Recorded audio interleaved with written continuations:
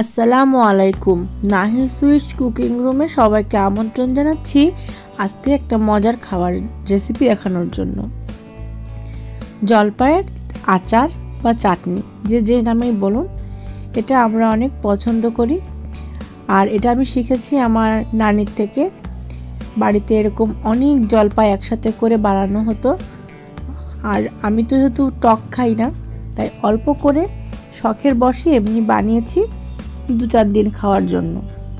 এখানে 1 পোয়া মতো জলপাই আমি কিছুটা পানি দিয়ে সেদ্ধ দিলাম।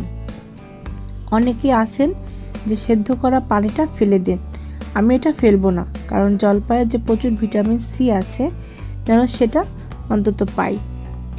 আর জলপাইয়ের পানিটা ফেলে দিলে অনেকটা টক চলে যায়, যার ফলে ওটার মিষ্টি যেটুকুই দেওয়া হোক না কেন এটার টকের পরিমাণটা কমে যায়। তো আমি এর টক ঝাল মিষ্টি 3 রকমের টেস্টের জন্য এটা তৈরি করব। তো এটা আমি এত সুন্দর করে সেদ্ধ করে নিচ্ছি যেটা ভালো মতন সেদ্ধ হয়ে নরম হয়ে ফেটে ফেটে যাচ্ছে। গায়ের পানি একদম শুকিয়ে নেব না, হালকা একটু পানি থাকবে, সে অবস্থা পর্যন্ত এটাকে আমরা সেদ্ধ করব। আর এই জলপাইয়ের আচারটা আমরা যে কোনো কিছু দিয়ে খেতে পারি। আমি অনেক বাসায় দেখেছি তারা দুধ ভাতের সাথে খাচ্ছে, আমি ডাল দিয়ে খাই, এমনি খাই, তো অনেক মজা লাগে। আর সাধারণত এটা সংরক্ষণ করতে হলে 3-4 দিন, যারা চুলায় কাজ করেন, রান্না করেন চুলাতে করে 3-4 দিন করে জাল দিয়ে একদম কালচে মতো হয়ে যাবে, তখন হচ্ছে হাতে মুঠ মুঠ করে শুকনা করে বয়মে রেখে মাঝে মাঝে রোদে দিয়ে রেখে দেন। এটা কম তেলে করে, খুব অল্প তেল লাগে এটা করতে। তো এই অবস্থায় আমি চুলাটা বন্ধ করে দিলাম, ফিরে আসছি ঠান্ডা করে। ঠান্ডা হয়ে গেলে এটাকে আমি হাত দিয়ে খুব ভালো করে ম্যাশ করে নেব। দেখতে পাচ্ছেন কিভাবে করে চটকে নিচ্ছি, এভাবে করে সব চটকে নেব। এর বীজ অনেকে ফেলে দেন, আমি ফেলবো না, আঠিটা রেখে দেব, কারণ আচার বা চাটনি খাওয়ার সময় আঠি থাকবে, ওটাকে একটু চাটাচাটি করে খাবো, এটা একটা মজা। কিছু সময় মুখের মধ্যে রেখে দেব, তো আমি আঠিগুলো ফেলবো না। আপনারা যখন অনেক বানাবেন তখন কিছু আঠি ফেলে দিয়ে কিছুটা রেখে দিতে পারেন, এভাবেও করতে পারেন। আবার যদি কারোর মনে চায় যে মোটেও আঠি পছন্দ করেন না, তার আঠিগুলো ফেলে দিলে কোনো সমস্যা নেই। এবার আমার এগুলো সব কিছু সুন্দর করে ম্যাশ করা হয়ে গেল। এবার আমি একটি মশলা তৈরি করব। এটা ফ্রাই প্যান নিলাম, প্যানটা গরম করে এখানে আমি 1/2 চামচের একটু কম জিরা, আস্ত জিরা নিয়ে নেব, কাঁচা জিরা। 1 চা চামচ নিয়ে নেব উঁচু 1 চা চামচ করে 5 ফোড়ন। আর এখানে যে যেমন ঝাল পছন্দ করেন, আমি 5-6টা ঝাল কুচি করে নিয়েছি। এই কুচি করা ঝালগুলো দিয়ে আমি সুন্দর করে টেলে নেব। ঘন ঘন নেড়ে নেড়ে টেলে নিতে হবে, যেন পুড়ে না যায়, কালারটা চেঞ্জ হবে এবং সুন্দর একটা ফ্লেভার বের হবে। এভাবে ভালো করে টেলে টেলে ঝালগুলো মচমচে হয়ে যাবে, জিরা এবং 5 ফোড়ন মচমচে হয়ে যাবে, তখন আমি ওটা আলাদা একটা পাত্রে নামিয়ে রেখে এই কড়াইতেই আমি আবার আচারটা চুলায় দেব। এখানে আমি 1 টেবিল চামচ সরিষার তেল নিয়েছি। এই সরিষার তেলের ভেতরে আমি ম্যাশড করে রাখা জলপাইটা দিয়ে দেব। আর সেই সাথে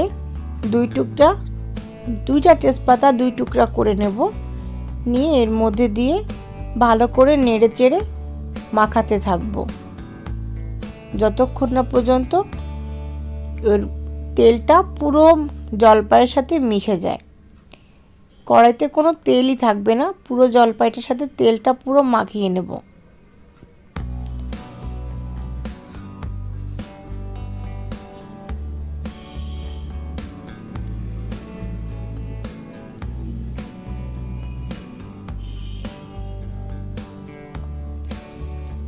মাখাতে মাখাতে আমি এর মধ্যে কি ব্রাউন সুগার দেব 3 টেবিল চামচ এবং 1 চা চামচ লবণ দিয়ে নিলাম। লবণটা অবশ্যই স্বাদ মতন। আমি এখানে যেহেতু জলপাইয়ের সেদ্ধ পানিটা ফেলে দেইনি, টকটা রয়েছে, এর জন্য লবণ একটু বেশি লাগবে। তো কোনো জলপাই অত্যাধিক টক হয়, কোনোটা একটু কম টক হয়। তা জলপাই বুঝে লবণ আপনারা একটু কষ্ট করে টেস্ট করে নেবেন যদি বানিয়ে থাকেন। তো ভালো করে লবণটা দিয়ে মাখাবো। মাখানো হয়ে গেলে তারপরে আমি এখানে 3 টেবিল চামচ ব্রাউন সুগার দিব। এই 3 টেবিল চামচ ব্রাউন সুগার দেওয়ার পরে এই সুগারটা আমি জলপাইয়ের সাথে খুব ভালো করে মিশিয়ে নেব এবং যাতে গলে যায়। ব্রাউন সুগারটা নিয়েছি গুড়ের কালারটা আসার জন্য। যদিও গুড়ের ফ্লেভার আর কালারটা একদমই আলাদা, গুড় দিয়ে বানালে একটা সুন্দর কালার আসে, কফি কালার হয়ে যায় আচারটা।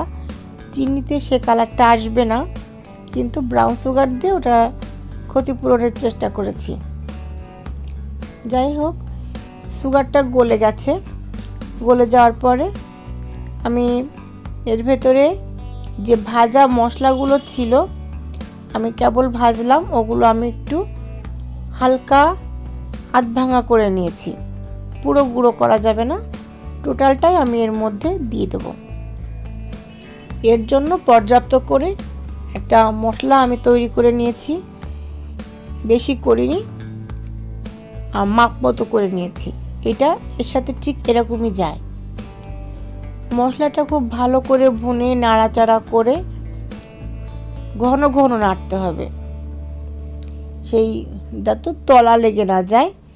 আর যেহেতু এটার মিডিয়াম তাপে হচ্ছে, এর মধ্যে আমি 1 চা চামচ উঁচু করে বিট লবণ দিয়েছি, যার কারণে এই আচারের টেস্টটা কিন্তু অন্যরকম আসবে। আর আমার এই আচার বা চাটনি যেটাই বলেন, এটা কিন্তু আপনি জাস্ট বাসায় জলপাইটা কিনে নিয়ে আসবেন, বা জলপাইয়ের সময় এখন ডালে বিভিন্ন জিনিসের সাথে খাওয়ার জন্য আমরা কিন্তু কিনেই থাকি।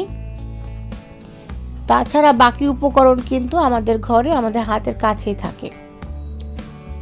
তো আমি এখানে টেস্ট করে দেখলাম যে এখানে একটুখানি চিনির স্বল্পতা আছে। এখানে আরও আমি 1 টেবিল চামচ চিনি ব্যবহার করলাম। টোটাল আমার এখানে 1/4 কাপ চিনি লাগলো। এই চিনিটা দেওয়ার পরে আমি টেস্ট করে দেখেছি যে ঝাল, টক, মিষ্টি তিনটা একদম অ্যাকুরেট, এবং এটা খুব ঘন ঘন নাড়তে হবে যেন তলায় লেগে না যায়। আর এই চিনিটা যখন হিট পাবে তখন কিন্তু একটু কালার আসবে। এভাবে করে গুটা গুটা গুটা গুটা করে ঘুরে গুটা এভাবে বলতে বলতে ঘুটবেন, যাতে গুটায় কোনো কষ্ট না হয়।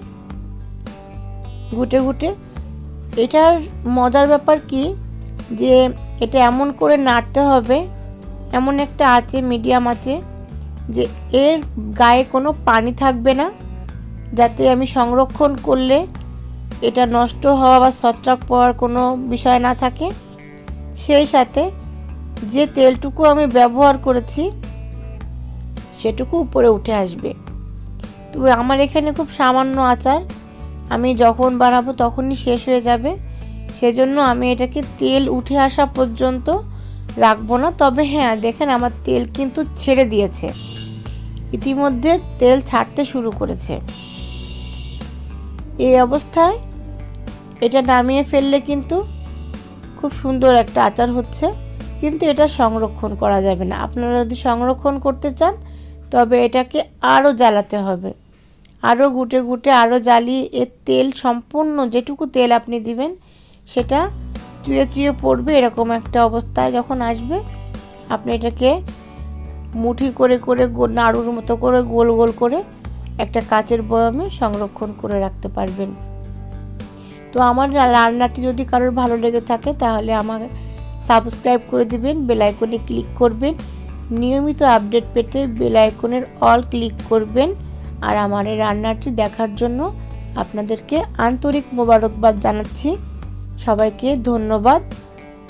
আশা করি পাশে থাকবেন আর আমাকে সবসময় সাপোর্ট করে যাবেন।